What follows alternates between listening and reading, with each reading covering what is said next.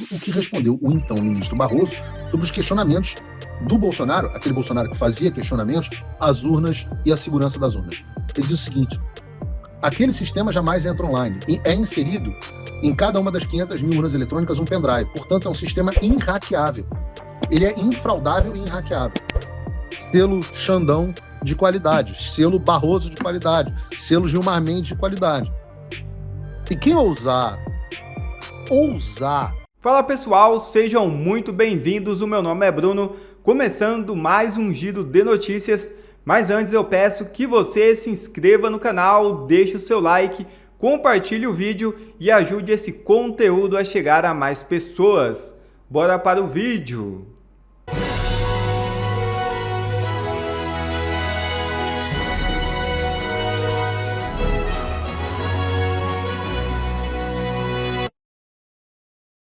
FBI intercepta avião de Federação Argentina e faz apreensões. A abordagem ocorreu após a derrota da final da Copa do Mundo. É isso mesmo. Autoridades federais americanas interceptaram a delegação da seleção argentina em Nova York, impedindo o embarque imediato para Buenos Aires, após a derrota da final da Copa do Mundo para a Espanha. Durante a ação na última segunda-feira, o FBI confiscou objetos do presidente da AFA, Cláudio Chique Tapia, e de outros membros da entidade. A medida também atingiu o tesoureiro e os empresários Diego Lucero e Javier Faroni. Conforme apurado pelo portal Infobae, o presidente da federação e o tesoureiro são alvos de investigações sob suspeita de cometerem os crimes de fraude e peculato. A intimação emitida pela Justiça dos Estados Unidos exige que os citados se apresentem ao Tribunal Distrital da Flórida em 30 de julho. As acusações indicam o desvio de aproximadamente 300 milhões de dólares, cerca de 1,5 bilhão, por meio de companhias de fachada.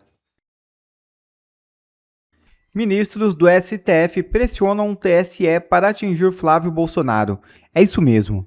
As recentes declarações do senador Flávio Bolsonaro sobre a confiabilidade das urnas eletrônicas provocaram reação entre integrantes do Supremo Tribunal Federal nos bastidores. Ministros avaliam que o Tribunal Superior Eleitoral deveria adotar uma postura mais contundente diante das manifestações, reforçando publicamente a segurança do sistema eleitoral brasileiro. Embora considerem o episódio relevante, magistrados da Corte destacam que o caso apresenta diferenças em relação ao processo que levou à inelegibilidade do ex-presidente Jair Bolsonaro.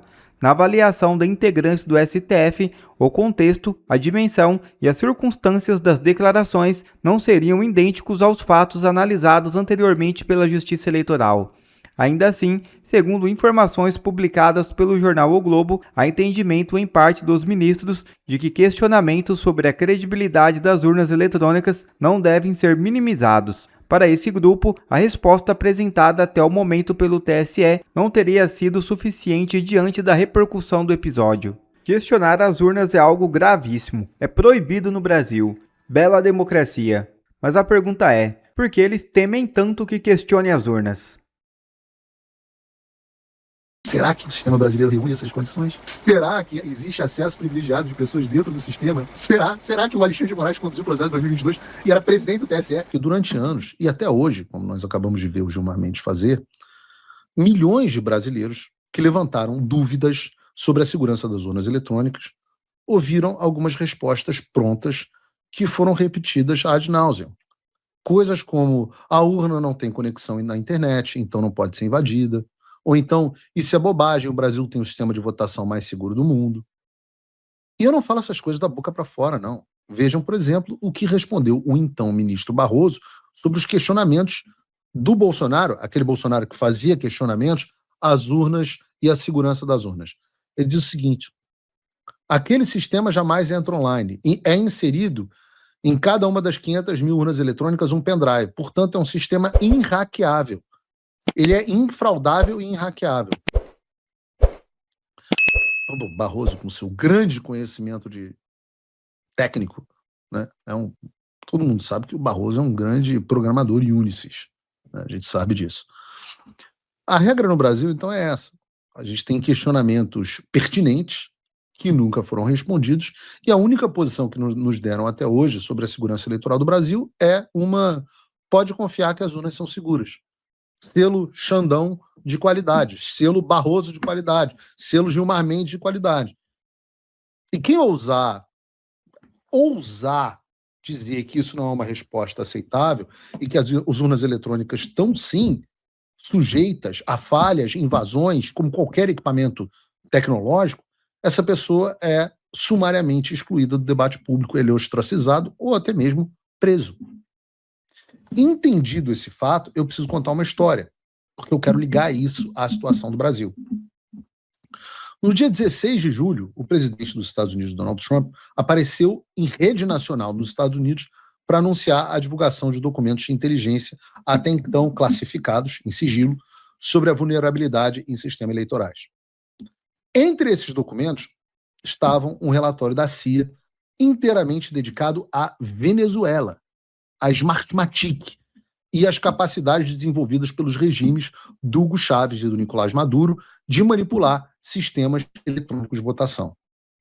O Trump resumiu o ponto de forma direta. Durante muito tempo se dizia que alterar eletronicamente o total de votos de uma eleição era algo impossível, uma teoria da conspiração. Mas agora essa versão caiu por terra. O documento tem 6 páginas e foi produzido em 29 de junho de 2026. Ele foi desclassificado, ou seja, deixou de ser confidencial, pelo diretor da CIA, John Radcliffe, em 1º de julho, aprovado para divulgação pública pela Casa Branca em 10 de julho e tornado público durante o pronunciamento do Trump em 16 de julho.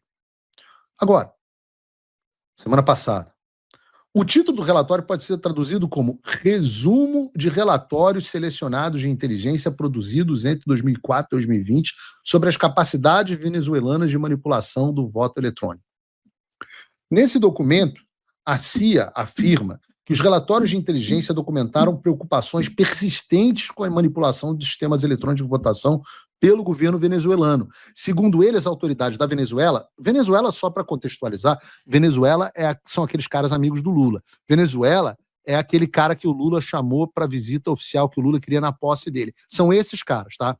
Segundo que o PT repudiou qualquer ação contra eles, que o PT sempre defendeu, cujas campanhas foram financiadas com dinheiro do PT, que o marqueteiro do PT trabalhou na campanha deles e que dinheiro deles vieram para a campanha do Lula. Só para saber quem são os venezuelanos, tá? Segundo eles, os americanos, autoridades da Venezuela desenvolveram interesse continuado e provavelmente alguma capacidade de manipular tecnologia eleitoral, inclusive equipamentos da Smartmatic, com o objetivo de influenciar resultados das eleições. O relatório relembra que, em 2006, a comunidade de inteligência classificou como uma ameaça moderada à segurança nacional americana a aquisição da empresa Sequoia Voting Systems pela Smartmatic. Para você entender o problema, a gente está falando de uma empresa americana, a Sequoia Voting Systems, tá? Que era uma das maiores provedoras de sistema eletrônico de votação nos Estados Unidos, sendo adquirida por uma empresa de origem venezuelana, a Smartmatic, cujas relações com o regime venezuelano são, no mínimo, questionáveis. Para vocês terem uma empresa que trabalhou no sistema eleitoral brasileiro, inclusive durante eleições onde o PT foi eleito. Isso é inegável, tá? Para vocês terem noção, essa Smartmatic atuou como principal fornecedora das urnas eletrônicas das eleições venezuelanas de 2004 até 2017. E no período da aquisição, empresa venezuelana adquirindo empresa americana de votação. No período da aquisição, essas duas empresas teriam contratos em aproximadamente 400 condados americanos. Qualquer um que veja esse caso percebe que, de fato, isso é um risco enorme à segurança eleitoral americana e, por isso, a pressão do Comitê de Investimentos Estrangeiros dos Estados Unidos levou a Smartmatic a se desfazer da Sequoia em 2007. Mas a história da Smartmatic não acabou aí. E talvez essa seja a parte mais explosiva desse relatório da CIA. O documento diz que fontes de inteligência teriam informado que, em 2012, agências do governo Chávez, não Chávez do 8, o Chávez da Venezuela, que veio antes do Maduro. Então, agências do governo Chávez, incluindo a Direção-Geral de Contra-Inteligência Militar e o Serviço Bolivariano de Inteligência, trabalharam com o Conselho Nacional Eleitoral, que é o TSE deles, e com a Smartmatic no desenvolvimento de um plano para manipular resultados por meio de urnas previamente programadas. Tá tudo na sua tela. Você pode fact-check tudo que eu estou dizendo. Documento da CIA. O plano descrito previa a instalação de equipamentos alterados em aproximadamente 300 centros eleitorais localizados em áreas tradicionalmente favoráveis ao chavismo, tipo o Nordeste da Venezuela. A meta deles seria assegurar uma vantagem de cerca de 1,5 milhão de votos. Essa era a meta. Coincidência ou não, naquele ano, Hugo Chávez acabou vencendo as eleições por aproximadamente 1,6 milhão votos. Depois da eleição, segundo uma das fontes resumidas pela CIA, ele teria parabenizado a sua equipe pela execução bem-sucedida do plano.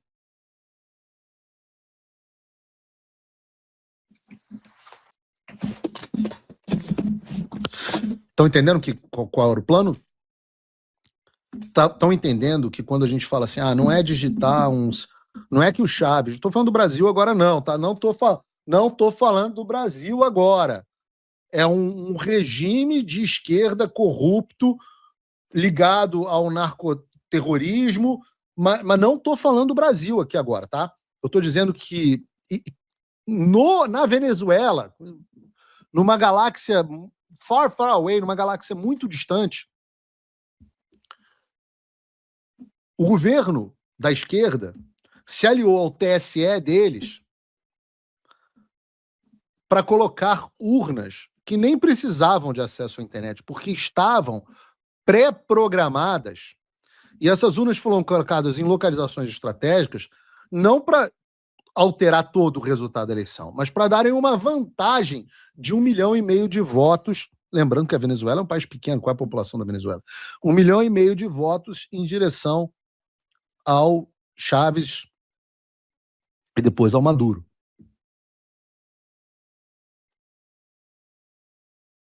Sei. Esse cara é aquele cara muito amigo do Lula, que compartilharam marqueteiro, que compartilharam dinheiro para campanha, que teve dinheiro do BNDES para ajudar o governo do cara, que o Lula gravou vídeo para o programa eleitoral do cara. Esse maluco, esse cara. Amigo, esse cara.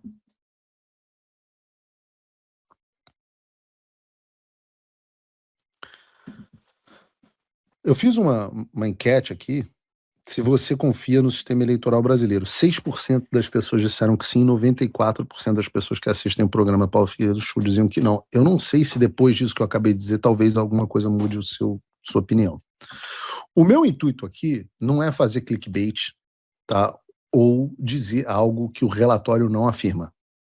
Por isso eu tenho que te deixar ciente de que o documento diz expressamente que essa avaliação tratava de viabilidade técnica e não da confirmação de que todas essas funções tenham de fato sido implementadas. Ou seja, o que eu estou dizendo? Estou dizendo que as urnas eletrônicas da Venezuela, totalmente diferentes das brasileiras, mas a empresa trabalhou no Brasil também, nas eleições brasileiras, mas as urnas eletrônicas da Venezuela tinham capacidade técnica de implementar essa fraude e alterar o resultado eleitoral. O que não quer dizer que, de fato, isso tenha acontecido naquele caso. Só que a mera possibilidade de que isso possa acontecer desmonta a teoria de que as urnas são, de fato, invioláveis, como defende o TSE e como defende o STF. E essa questão continua a ser analisada pelos Estados Unidos. Em 2013, a CIA produziu uma análise alternativa usando a metodologia conhecida como The Devil's Advocate, o advogado do diabo. O objetivo era testar uma hipótese contrária à avaliação predominante. Muito normal isso em inteligência, tá? E daí surge o questionamento: como uma fraude eletrônica em larga escala poderia ter ocorrido em 2012 sem ser detectada? Muita gente fez essa pergunta em relação ao Brasil em 2022, por exemplo. A resposta indicou 3 condições necessárias para que isso ocorresse. acesso privilegiado de pessoas de dentro do sistema, controle centralizado do Conselho Nacional Eleitoral sobre a tecnologia e insuficiência da capacidade de monitoramento da oposição. Será que o sistema brasileiro reúne essas condições? Será que existe acesso privilegiado de pessoas dentro do sistema? Será? Será que o Alexandre de Moraes conduziu o processo de 2022 e era presidente do TSE? Será que ele tinha algum acesso privilegiado ao sistema? Será que o Barroso, que derrotou o bolsonarismo, tinha algum acesso? Será que o Gilmar Mendes, que acha grave que o Flávio fez, diga, olha, veja bem, pode ser que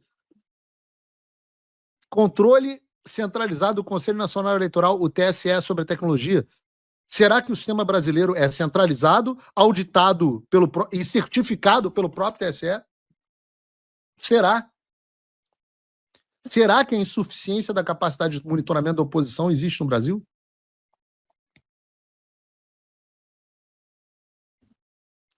A análise registrou que, caso aquela manipulação tivesse ocorrido, não apenas as eleições venezuelanas, mas também a de outros países clientes mesmos do mesmo fornecedor, a Smartmatic, poderiam ter sua lisura e transparência colocadas em dúvida.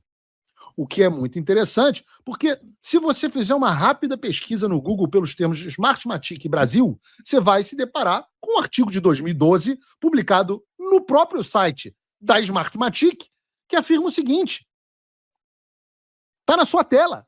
A Smartmatic provê serviços de eleição no Brasil, o maior mercado da América Latina.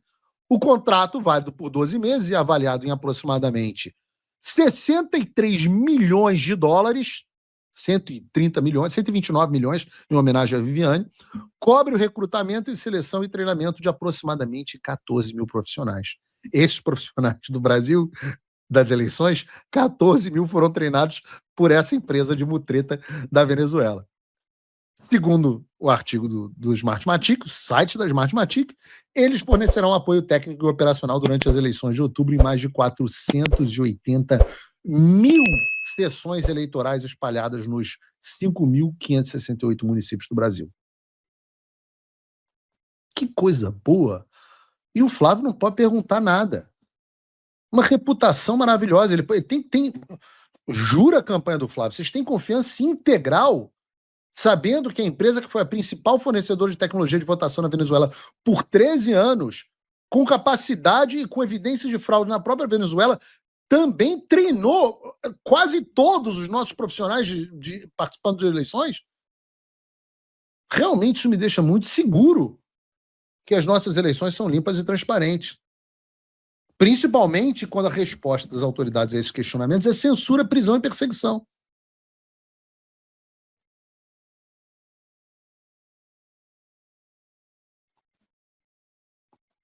Você tem medo de falar sobre isso.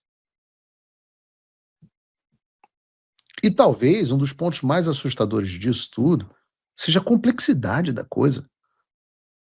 Porque que a fraude é possível, a CIA já comprovou. Mas como é que ela ocorreria? A descrição mais detalhada é feita a partir dos relatórios de setembro de 2020, relativos às eleições para a Assembleia Nacional Venezuelana. Segundo as informações da CIA, o regime Maduro havia desenvolvido uma técnica baseada na criação de um segundo conjunto de máquinas virtuais. Essas máquinas virtuais replicariam os resultados produzidos pelas urnas legítimas. Em seguida, o sistema substituiria os dados verdadeiros por dados manipulados, preservando a aparência de que os votos alterados vinham de urnas reais. É um grau de sofisticação maior, é um segundo passo. Não é só que você tem urnas já pré-programadas, você tem urnas virtuais replicando a votação.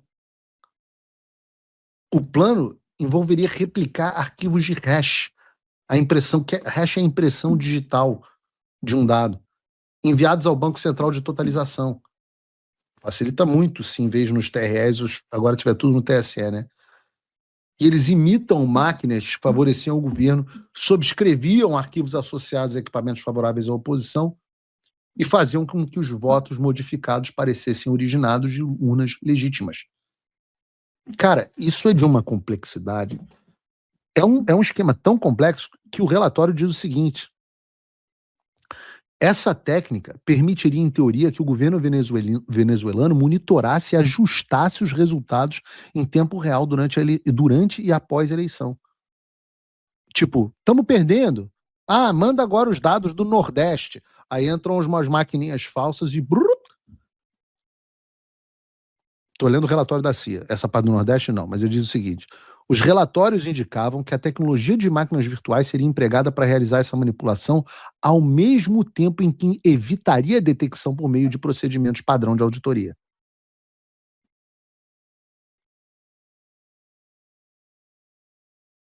Se você não está chocado, você deveria.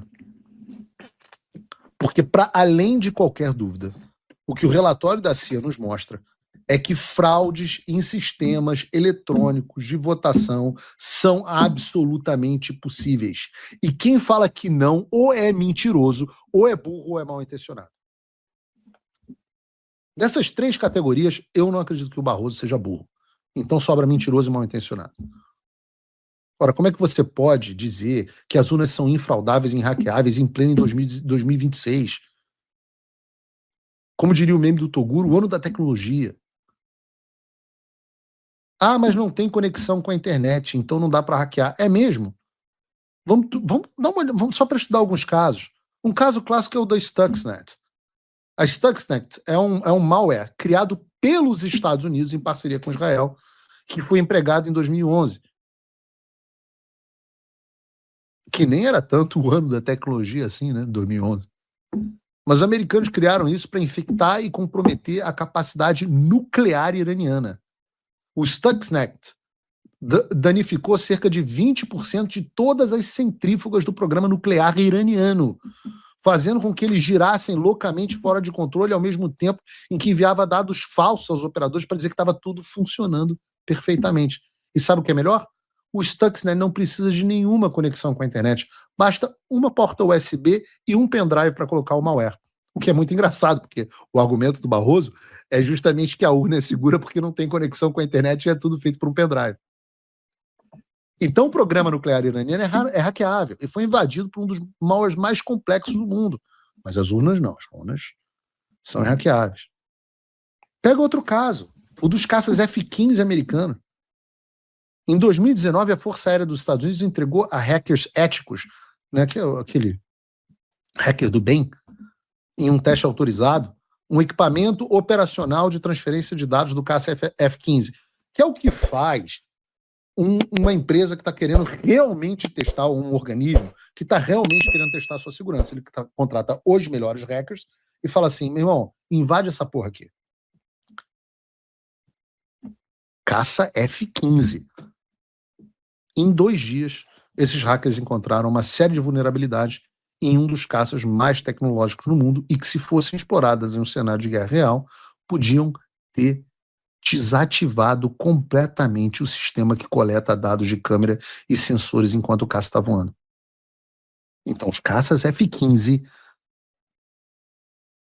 F-15 é da Lockheed Martin? Não. Não tenho certeza. Alguém aqui que sabe mais que eu que é equipamento militar. Mas, digamos, os caças F-15 tinham falhas de segurança que foram descobertas por hackers que comprometiam seriamente a segurança da aeronave. Ninguém estava na internet, não tem um Windows, o cara não está lá navegando no Xvideos. Se você não sabe o que é Xvideos, não procure no Google. Um amigo meu que me contou, eu assumo que seja o site de vídeos do Twitter, mas eu não tenho certeza. Mas não é que esses caras estivessem conectados na internet, não. O F-15 foi hackeável, mas as urnas não. Nenhum hacker é capaz de encontrar vulnerabilidade no sistema das urnas. E os exemplos são infinitos. Eu podia falar aqui, por uma questão de tempo, né? Eu podia falar aqui sobre o ataque dos hackers da Rússia contra a infraestrutura de energia ucraniana, causou apagões no país. Eu podia lembrar do hacker iraniano que comprometeu o sistema de uma barragem em Nova York. Eu podia contar sobre os hackers norte-coreanos que invadiram os terminais do Banco Central de Bangladesh e roubaram 81 milhões de dólares. Em todos os sistemas eletrônicos do mundo há falhas, menos na urna eletrônica do Brasil. Então é óbvio que a fraude é possível. Obrigado a você que assistiu esse vídeo até aqui. Deixe o seu comentário e não se esqueça de se inscrever no canal e deixar o seu like. Até a próxima!